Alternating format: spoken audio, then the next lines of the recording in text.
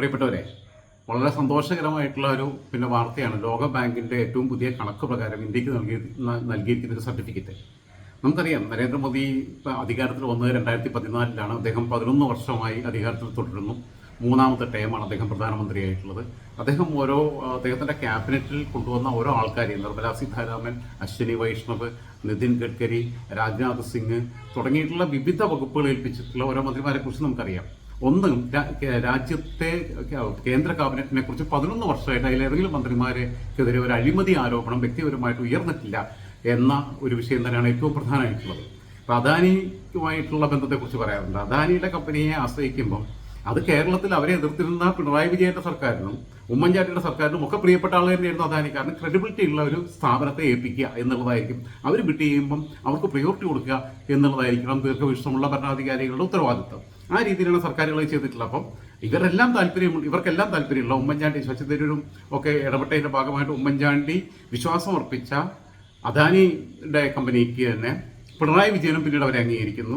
അവരെ തന്നെ നരേന്ദ്രമോദി സർക്കാരും വിവിധ പ്രൊജക്ടുകൾ അവരെ ഏൽപ്പിക്കുന്നു. അത് അവർ കൃത്യമായിട്ട് സമയബന്ധിതമായി ഉത്തരവാദിത്വത്തോടെ കാര്യങ്ങൾ ചെയ്യുന്നു എന്നുള്ളതാണ്. അപ്പോൾ ഇവിടെ ഈ തൊട്ടി രാഷ്ട്രീയം, നിലവാരമില്ലാത്ത രാഷ്ട്രീയം പറഞ്ഞ് അദാനിയുടെ അംബാനിയുടെ വിശ്വസ്തൻ എന്നുള്ള രീതിയിൽ പറയേണ്ട ആവശ്യമില്ല. ഇയാൾക്ക് മക്കളും കൂടി ഇല്ലാതെ പൈസ ഉണ്ടാക്കി വെക്കുന്ന ആർക്കും വേണ്ടി അങ്ങനത്തെ താല്പര്യങ്ങളൊന്നുമില്ല. അത് ലോകബാങ്കിൻ്റെ ഏറ്റവും പുതിയ കണക്ക് പ്രകാരം ഇന്ത്യയുടെ ഒരു വികസനത്തെക്കുറിച്ച് ഞാൻ അതിൻ്റെ ഡാറ്റ എടുത്ത് പറയാം. ഇന്ത്യയിലെ അതിദരിദ്രരുടെ എണ്ണം കുത്തനെ കുറഞ്ഞതായിട്ടാണ് റിപ്പോർട്ട്. 2011-12 വർഷത്തിൽ ഇന്ത്യയിലെ അതിദാരിദ്ര്യം അനുഭവിക്കുന്നവർ ജനസംഖ്യയുടെ 16.2%.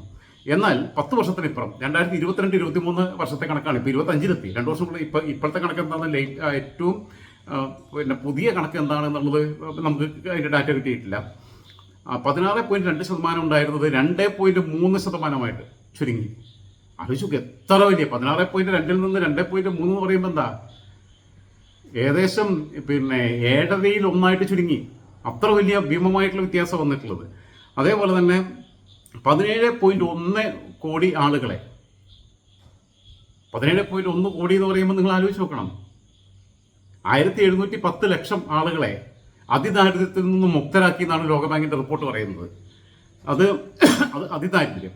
രണ്ടാമത് 10 വർഷത്തിനിടയിൽ ദാരിദ്ര്യ നിർമ്മാർജ്ജനത്തിൽ ഇന്ത്യ കൈവരിച്ച ഗണ്യമായ നേട്ടങ്ങളുടെ വിശദാംശങ്ങളുണ്ട്.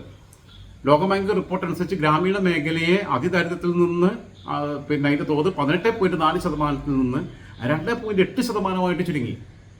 ഏകദേശം 8-1 മേലെ ആയിട്ട് ചുരുങ്ങി.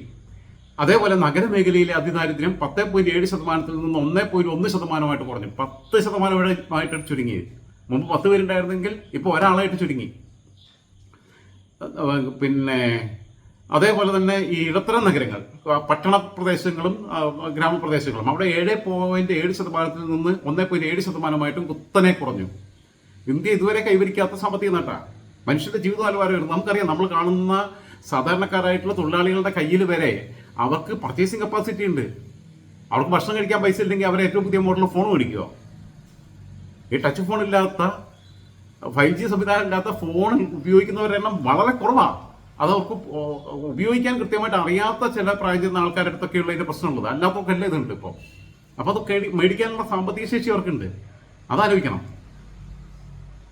അതേപോലെ ഇതില്ലാത്ത ആൾക്കാരും ഉണ്ട്. ഞാൻ അവരെ അഡ്രസ്സ് ചെയ്യുന്നില്ല എന്നല്ല. അപ്പം ദാരിദ്ര്യവും ഇന്ത്യയുടെ മണ്ണിൽ നിന്ന് പരിപൂർണമായി തുടച്ചു നീക്കപ്പെട്ടിട്ടില്ല എന്നുള്ളത് യാഥാർത്ഥ്യമാണ്. പക്ഷേ 60 വർഷം കൊണ്ട് നമുക്ക് നേടാൻ പറ്റാത്തത് 10 വർഷത്തിനുള്ളിൽ 10 വർഷം കഴിഞ്ഞില്ല. 2022 എന്ന് പറയുമ്പോൾ 2014 തൊട്ട് 2022 എന്ന് പറയുമ്പോൾ 8 വർഷം കൊണ്ട് കൈവരിക്കാൻ നരേന്ദ്രമോദി സർക്കാരിന് കഴിഞ്ഞു. ഏറ്റവും പുതിയ അപ്ഡേറ്റ്സ് നമുക്ക് കിട്ടിയിട്ടില്ല.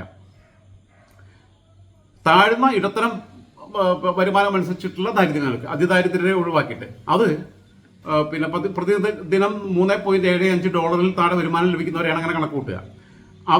അവരുടെ ദാരിദ്ര്യങ്ങൾക്ക് 61.8% നിന്ന് 28.1% കുറഞ്ഞു. പകുതിയിൽ താഴെയായിട്ട് ഏകദേശം 45%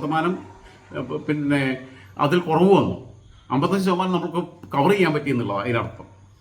37.8 കോടി ആളുകളാണ് ദാരിദ്ര്യത്തിൽ നിന്ന് മുക്തരായത്.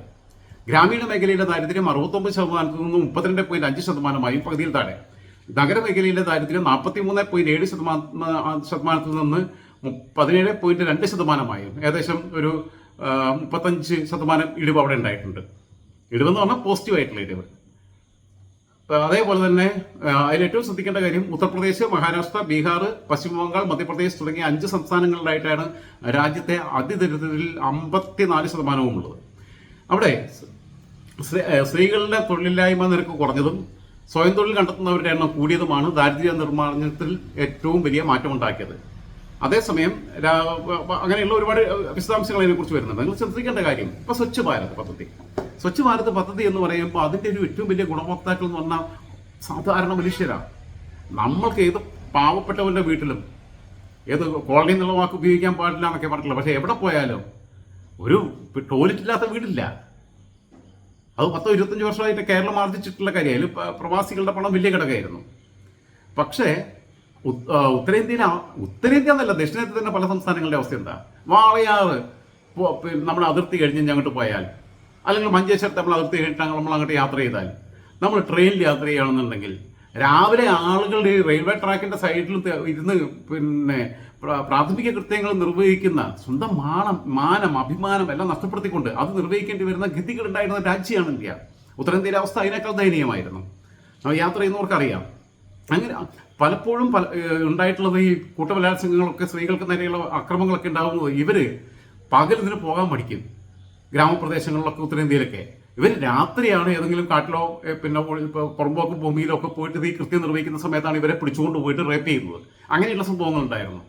ആലോചിച്ച് നോക്കും, മനുഷ്യൻ മറ്റുള്ളവരുടെ മുമ്പിൽ വെച്ച് പ്രാഥമിക കൃത്യം നിർവഹിക്കേണ്ടി വരുന്ന ഒരവസ്ഥ, അതിൻ്റെ ദയനീയത, അത് കാണുന്നവരിലുണ്ടാക്കുന്ന ഇറിറ്റേഷൻ ഒക്കെ ആലോചിച്ച് നോക്കും. അങ്ങനെയുള്ള സ്ഥിതിയിൽ നിന്ന് സ്വച്ഛ് ഭാരത് പദ്ധതി വന്നപ്പം ഉത്തരേന്ത്യയിൽ അത്തരം പ്രശ്നങ്ങളൊക്കെ അവസാനിച്ചു.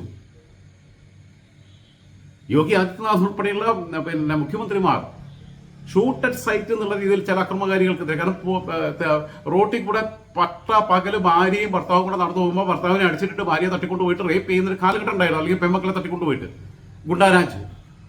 ആ ഗുണ്ടാരാജിന് മായാവതിയും മുലായം സിംഗ് യാദവും ഒക്കെ ഉൾപ്പെടെയുള്ള എല്ലാ ആളുകളും മാറി സഹായം ചെയ്തിട്ടുണ്ട്. ലാലു പ്രസാദ് യാദവ്, എല്ലാവരും ബീഹാറിൽ, ഉത്തർപ്രദേശിൽ മറ്റേ യാദവ്, കുറെ എണ്ണം ഉണ്ടായിരുന്നല്ലോ. ഇപ്പോൾ ഒറ്റ ആക്ടേഴ്സ് കാണാനില്ലല്ലോ.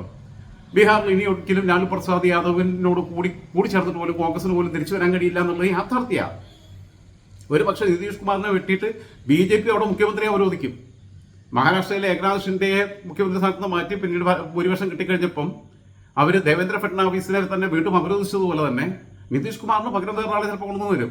പ്രധാനമന്ത്രി അവർ റെഡിയായിട്ട് നിന്നാ, പക്ഷേ BJP മുമ്പിൽ സറണ്ടർ ചെയ്യേണ്ടി വരും. വേണമെങ്കിൽ കേന്ദ്രത്തിൽ നല്ലൊരു വകുപ്പ് കൊടുത്തുനിന്ന് വരും. റെയിൽവേ ഉൾപ്പെടെയുള്ള ഏതെങ്കിലും നല്ല വകുപ്പ് കൊടുത്തുനിന്ന് വരും. അതേപോലെ തന്നെ ഇപ്പോൾ നിങ്ങൾ ആലോചിക്കും, മെട്രോ പദ്ധതികൾ വിവിധ സ്ഥലങ്ങളിൽ വരുന്നു. കേന്ദ്രത്തിന്റെ വിഹിതം കൊണ്ട് അവിടെയുള്ള പ്രധാനമന്ത്രിയെ ഉദ്ഘാടനം ചെയ്യാൻ വിളിക്കുന്നത്, രാജ്യത്തിന് സമർപ്പിക്കാൻ വേണ്ടിയിട്ട്. നമ്മുടെ വിഴിഞ്ഞം പദ്ധതി വന്നതുപോലെ ഉള്ള വിവിധ പദ്ധതികൾ, ദേശീയപാത വികസനം, യൂറോപ്പിലെ രാജ്യങ്ങളോട് കടപിടിക്കുന്ന രീതിയിലാണ് ഇന്ത്യയിലെ റോഡ് വികസനം എന്ന് സന്തോഷ് ജോർജ് കുളങ്ങര എന്ന ഒരുപക്ഷെ ഏറ്റവും കൂടുതൽ ലോകം കണ്ട ഇന്ത്യയിലെ മലയാളി, അദ്ദേഹം ആരോടും വിധേയത്വമില്ലാതെ യാഥാർത്ഥ്യങ്ങൾ മാത്രം പറയുന്ന സത്യസന്ധനായ ഒരു മനുഷ്യൻ, വ്യത്യസ്തമായ രീതിയിൽ കാര്യങ്ങൾ അവതരിപ്പിക്കുന്ന മനുഷ്യൻ, അദ്ദേഹം പറഞ്ഞിട്ടുണ്ട്, സാക്ഷ്യപ്പെടുത്തിയിട്ടുണ്ട്. അത് അങ്ങോട്ടൊക്കെ പോകണമെന്നേ. ഈ ഇട്ടാവട്ടത്തിലിരുന്ന്, ഈ പൊട്ടക്കിണറ്റിലിരുന്നിട്ട് ലോകത്തെ കാണുന്നതിന് കുറേ കുഴപ്പങ്ങളുണ്ട്. അതുകൊണ്ടാണ് നമ്മൾ ഓരോ കാര്യങ്ങളും പറയുന്നത്. ഇപ്പോൾ വന്ദേ ഭാരത് പോലെയുള്ള സംവിധാനങ്ങൾ, ബുള്ളറ്റ് ട്രെയിനുകൾ, വിവിധ സ്റ്റേഡിയങ്ങൾ വേണ്ട. ലുലു ഗ്രൂപ്പ്, യൂസഫ് അലി കാശ്മീരിൽ അവരെ ലോജിസ്റ്റിക്സ് ഹബ്ബ് തുടങ്ങാനും, ലക്നൌവിൽ ഹൈപ്പർ മാർക്കറ്റ് തുടങ്ങാനും, ലുലു ഹൈപ്പർ മാർക്കറ്റ് തുടങ്ങാനും തയ്യാറായത് അവിടുത്തെ എല്ലാം സമാധാന അന്തരീക്ഷം ശരിയായതിനു ശേഷം. ലോ ആൻഡ് ഓർഡർ ഇറക്കിയായി. പണ്ട് കാശ്മീരിൽ പോയിട്ട് ആരെങ്കിലും ഇൻവെസ്റ്റ് ചെയ്യുമോ? ഇല്ല. അത് നിങ്ങൾ ആലോചിച്ച് നോക്കണം. അവർക്ക് പോർട്ടില്ല, തുറമുഖങ്ങളില്ല, സീ കാർഗോ വഴിയൊന്നും അയക്കാൻ പറ്റില്ല. ലോജിസ്റ്റിക്സ് സംവിധാനമാണ് ആലോചിക്കുന്നത്. ബൈ റോഡ് വരാൻ ഭയങ്കര ദുഷ്കരമായിട്ടുള്ള പാത. പിന്നെ എയർ കാർഗോ ആണ് ചെയ്യാൻ പറ്റുന്നത്. കാശ്മീരി ആപ്പിളൊക്കെ വിലയില്ലാതെ കിടന്നിരുന്ന സാധനം ലോകത്തിന്റെ എല്ലാ മാർക്കറ്റുകളിലും അതിവേഗം എത്തിക്കാൻ പറ്റുന്ന രീതിയിലുള്ള ലോജിസ്റ്റിക്സ് ഹബ്ബാക്കിയിട്ട് കാശ്മീരിനെ മാറ്റി എടുക്കാൻ ലുലു ഗ്രൂപ്പിന് ഇൻവെസ്റ്റ് ചെയ്യാൻ തയ്യാറായത്. കാരണം മുടക്കണ പൈസ തിരിച്ചു കിട്ടുന്നുള്ള ഉറപ്പ് വേണം. അത് നരേന്ദ്രമോദി സർക്കാർ വന്നതിന് ശേഷം, ആർട്ടിക്കിൾ 370 ഒക്കെ ഉൾപ്പെടെയുള്ളത് എടുത്തു കളഞ്ഞതിന് ശേഷം. ലക്നൌവില് നമ്മൾ കണ്ടതാണല്ലോ, യോഗി ആദിത്യനാഥാണ് ഉദ്ഘാടനം നിർവഹിച്ചത്. ലക്നൌവില് അല്ല, പണ്ടൊക്കെ ലക്നൌ പോയിട്ട് ആരെങ്കിലും പൈസ ഉള്ള മുടക്കൂല. കാരണം ഈ ഗുണ്ടാരാജ മാസപ്പടി കൊടുക്കണം അവനൊക്കെ. അല്ലെങ്കിൽ ഇവന്മാർ പിറ്റേന്ന് ഈ ഹൈപ്പർ മാർക്കറ്റ് തകർക്കും. കോടികളുടെ പ്രൊജക്റ്റാണ്. അതിന് ഇൻവെസ്റ്റ് ചെയ്യാനുള്ള ധൈര്യം അദ്ദേഹത്തിന് ഉണ്ടായത്, യൂസഫ് അലിക്ക് ഉണ്ടായത്, യോഗി ആദിത്യനാഥ് സംസ്ഥാന മുഖ്യമന്ത്രിയും നരേന്ദ്രമോദി രാജ്യത്തിന്റെ പ്രധാനമന്ത്രിയായിട്ട് വന്നതിന് ശേഷം. അപ്പോൾ എന്തായിരുന്നാലും ഇന്ത്യ മുന്നോട്ട് പോവുകയാണ്. ഇന്ത്യയിലെ അതിദരിദ്രരുടെ എണ്ണം കുറഞ്ഞിരിക്കുന്നു. സാധാരണ ദാരിദ്ര്യരേഖയ്ക്ക് താഴെയുള്ള ആളുകളുടെ എണ്ണം കുറഞ്ഞിരിക്കുന്നു. 5 വർഷം കൊണ്ട് ലോകത്തിൽ ഇപ്പം 5ാം സ്ഥാനത്ത് നിൽക്കുന്നു. സാമ്പത്തികമായി നേട്ടം കൈവരിച്ച രാജ്യം എന്ന രീതിയിൽ 5ാം സ്ഥാനത്ത് നിൽക്കുന്നു. മാനുഷിക ഉപശേഷി കൃത്യമായിട്ട് ഉപയോഗിക്കാൻ വേണ്ടിയിട്ടുള്ള പ്രൊജക്റ്റുകൾ ഉണ്ടാവുന്നു.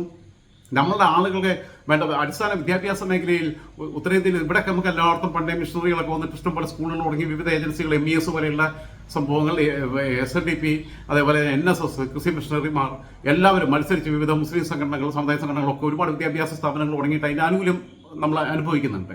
അതേസമയം ഉത്തരേന്ത്യയിലെ സ്ഥിതി അതായിരുന്നില്ല. അവിടെ പൊതുവിദ്യാഭ്യാസ മേഖലയ്ക്ക് സ്വകാര്യ പങ്കാളിത്തത്തോടെയുള്ള വിദ്യാഭ്യാസ പരിഷ്കരണങ്ങൾ, അങ്ങനെ എല്ലാ കാര്യങ്ങളിലും കുറച്ചുകൂടി മുന്നോട്ട് പോകുന്നുണ്ട്. അതുകൊണ്ട് തന്നെ നമ്മളുടെ ഈ ഹ്യൂമൻ റിസോഴ്സിന് വേണ്ടിയിട്ട് ലോകരാജ്യങ്ങൾ കാത്തിരിക്കുക ഇന്ത്യക്കാരനെ ഹയർ ചെയ്യാൻ വേണ്ടിയിട്ട്. ആ രീതിയിലുള്ള പരിശീലനം കിട്ടുന്നുണ്ട്. വേറെ പിന്നോക്കമായിരുന്ന തമിഴ്നാട്ടുകാർ പോലും അവരുടെ പോലും അവരുടെ ടെക്നോക്രാറ്റുകൾക്കും ബാക്കിയുള്ളവർക്കും IT ഫീൽഡിലുള്ളവർക്കും ഒക്കെ ലോകത്തിന്റെ മാർക്കറ്റിൽ നല്ല വില കൊടുക്കണേ, മാസം വലിയ ശമ്പളം കൊടുത്തവർ പർച്ചേസ് ചെയ്യുക ആളുകളെ. ആ രീതിയിലേക്ക് എത്തിയിട്ടുണ്ട്. ഇത് വളരെ ദീർഘവീക്ഷണത്തോടെയുള്ള ഒരു വിഭാവനയാണ്. ആ പദ്ധതിയുടെ ഗുണഭോക്താക്കളായിട്ട് ഇന്ത്യക്കാർ മാറിക്കൊണ്ടിരിക്കുകയാണ്. അടുത്ത 5 വർഷം കൊണ്ട് ലോകത്ത് 3ാം സ്ഥാനത്തെത്താനാണ് ഇന്ത്യയുടെ പ്ലാൻ. അതോടൊപ്പം തന്നെ 2050 ലോകത്തിന്റെ നെറുകയിൽ 1ാം സ്ഥാനത്തേക്ക് സാമ്പത്തിക ശേഷിയുള്ള രാജ്യമായി, അതായത് വികസന രാജ്യം എന്ന് കാലങ്ങളായിട്ടുണ്ടായിരുന്ന ഒരു പേര് മാറി വികസിത രാജ്യമായി ഇന്ത്യ മാറുന്നു. പക്ഷെ ഇനിയും കുഴപ്പങ്ങളുണ്ട്. ഈ അതിദരിദ്രരുടെ എന്ന പറയുന്ന വിഭാഗത്തെ പരിപൂർണമായി ഇല്ലാതാക്കി, അവരെ ഇല്ലാതാക്കുക എന്നുള്ളതല്ല, അതിദാരിദ്ര്യം അനുഭവിക്കുന്ന ഒരു മനുഷ്യൻ പോലും ഈ രാജ്യത്തില്ല. ദാരിദ്ര്യം ഉണ്ടാവും, ദാരിദ്ര്യം പ്രയാസങ്ങളൊക്കെ എനിക്ക് നിങ്ങൾക്കൊക്കെ ഉണ്ടാവും. അതിദാരിദ്ര്യം എന്ന് പറഞ്ഞാൽ പട്ടിണി കിടക്കുന്ന അവസ്ഥയിലേക്ക്, പട്ടിണി കിടക്കുന്ന ഒരവസ്ഥയിലേക്ക്, ഒരു മനുഷ്യനും ഇല്ലാത്ത സാഹചര്യത്തിലേക്ക്, മരുന്നിനും വസ്ത്രത്തിനും ഭക്ഷണം കഴിക്കാനും കഴിയുന്ന പ്രാപ്തിയുള്ള അവസ്ഥയിലേക്ക് അവസാനത്തെ മനുഷ്യനെയും ആക്കിയെടുക്കുമ്പോഴാണ് നമുക്ക് സ്വസ്ഥതയോടെ കിടന്നുറങ്ങാൻ കഴിയുന്നത്. അത് ലോകത്ത് എല്ലായിടത്തും അങ്ങനെ സംഭവിക്കണം എന്നുള്ള ആഗ്രഹിക്കുന്ന ഒരാളാണ് ഞാൻ. സോമാലിയയിലും എഥോപ്യയിലും പാകിസ്ഥാനിലും ഒക്കെ ഉണ്ടാവണമെന്ന് ആഗ്രഹിക്കുന്ന ഒരാളാണ് ഞാൻ വ്യക്തിപരമായിട്ട്. എന്തായിരുന്നാലും അതൊന്നും നമ്മളെ കൊക്കിലൊതുങ്ങിയ കൊക്കിലൊതുങ്ങുന്ന സാധനമല്ല, നമ്മളെ കൊണ്ട് കഴിയുന്ന കാര്യമല്ല. നമുക്ക് ബാക്കിയുള്ളവർക്ക് എയ്ഡ് ചെയ്യാൻ പരിമിതികളുണ്ട്. എന്നിരുന്നാലും ഇന്ത്യ ഒരവസ്ഥയിലേക്ക് അതിവേഗത്തിൽ സഞ്ചരിക്കുന്നു. അതിന് നരേന്ദ്രമോദിയുടെ സമീപനങ്ങൾ, ആ സർക്കാരിൻ്റെ നയങ്ങൾ, ആ സർക്കാരിലിരിക്കുന്ന വിവിധ ക്യാബിനറ്റുകൾ കൈകാര്യം ചെയ്യുന്ന ഏറ്റവും ആപ്റ്റായിട്ടുള്ള മന്ത്രിമാർ, വിവിധ ഉദ്യോഗസ്ഥന്മാരുടെ സ്കില്ല് യൂസ് ചെയ്യുന്ന രീതി, അങ്ങനെയുള്ള ഏകാധിപത്യ പ്രവണതയിലേക്ക് പോകാതെ സമഭാവനയോടെ തന്റെ ക്യാബിനറ്റിലുള്ള ആളുകൾക്ക് കൈയച്ച സ്വാതന്ത്ര്യം നൽകുന്ന ഒരു രീതി, അത് എല്ലാ സംസ്ഥാന മുഖ്യന്മാരും ഒക്കെ സ്വീകരിക്കുകയാണെന്നുണ്ടെങ്കിൽ ഇന്ത്യ ഈ കാലഘട്ടം വരെ കാത്തിരിക്കേണ്ടി വരില്ല. 2050 മുമ്പ് തന്നെ 1ാം സ്ഥാനത്തെത്തും എന്ന അഭിപ്രായം മാത്രം പങ്കുവെച്ചുകൊണ്ട് നരേന്ദ്രമോദി സർക്കാരിന്റെ ദീർഘവീക്ഷണത്തോടെയുള്ള വികസന പദ്ധതികൾക്ക് രാജ്യത്തെ കൈപിടിച്ച്, രാജ്യത്തെ ഓരോ പൗരനെയും കൈപിടിച്ച് ജീവിതത്തിന്റെ മുഖ്യധാരയിലേക്ക് കൊണ്ടുവരാൻ, ലോകത്തിന്റെ മുഖ്യധാരയിലേക്ക്, രാജ്യത്തിന്റെ മുഖ്യധാരയിലേക്ക് കൊണ്ടുവരാനുള്ള പരിശ്രമങ്ങൾക്ക് ഐക്യദാർഢ്യം പ്രഖ്യാപിച്ചുകൊണ്ട് തൽക്കാലം അവസാനിപ്പിക്കുന്നു.